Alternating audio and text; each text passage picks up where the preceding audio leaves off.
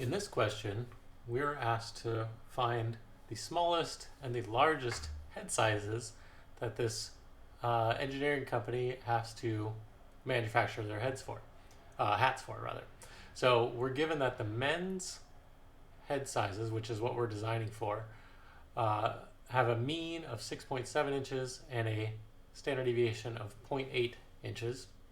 And we want to make sure our hats will fit everyone except maybe those with the smallest 1.4% or the largest 1.4%. So in a normal distribution, what that means is we are going to design our hats for those folks in the middle, and then these guys on the outside are out of luck. So if you have an extremely small head or an extremely large head, then we do not make hats for you. So let's figure out what head sizes those are. The first thing we know is that there is 1.4% to the left of whatever z-score this is, and there is 1.4% to the right of whatever z-score this is.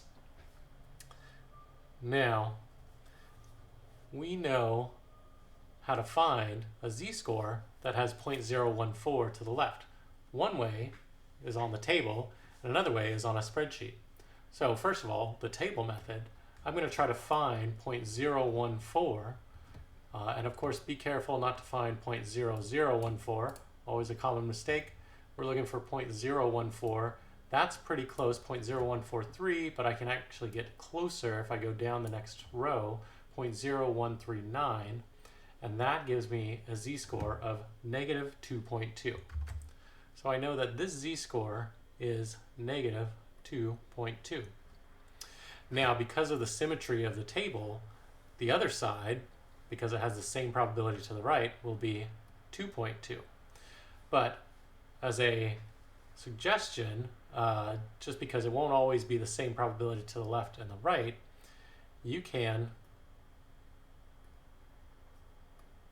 find the probability to the left of this z-score that's on the right just by subtracting 1 minus the probability to the right. So that gives you 0.986. So now on my table, if I look up 0.986, well, here I have 0.9861, close enough. That is a z-score of 2.2, just like we thought. So in general, this number won't always be the same, so you might have to use a trick like that. Do the 1 minus and look up that probability. Now, I'm not quite done yet. I still have to convert these z-scores into head widths. So the way we do that is we say x equals the z-score that we found times the standard deviation plus the mean that we're given. So in our case, let's do the first one, negative 2.2. This will be the smaller heads times 0.8 plus the mean of 6.7, and that will equal 4.94. So that is the smaller size. If your head is smaller than 4.94 inches, then these hats will not fit you. The larger size, we just use, instead of our negative 2.2, we're going to use the positive z-score that we found. 2.2 times 0.8 plus 6.7, same standard deviation and mean, and that gives me 8.46. That is the larger head size.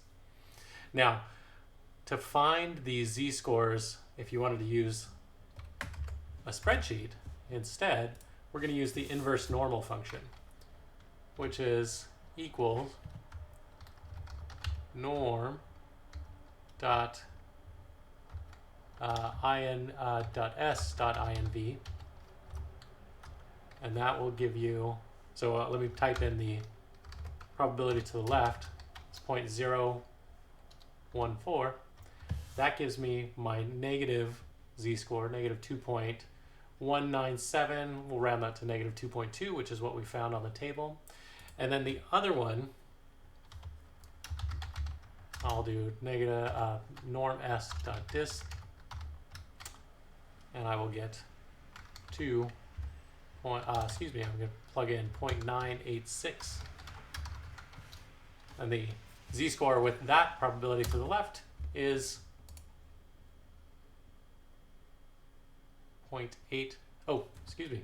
I typed in norm s dist. We want the inverse.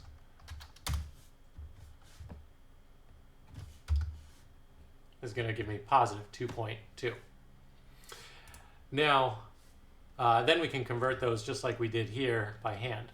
Now, if I wanted to avoid that conversion and have the spreadsheet do it, just ignore or don't type the S, because that will return a z-score, but I could type norm.inv. Now it's going to ask me for several things, namely the x value, that's the probability, to the left.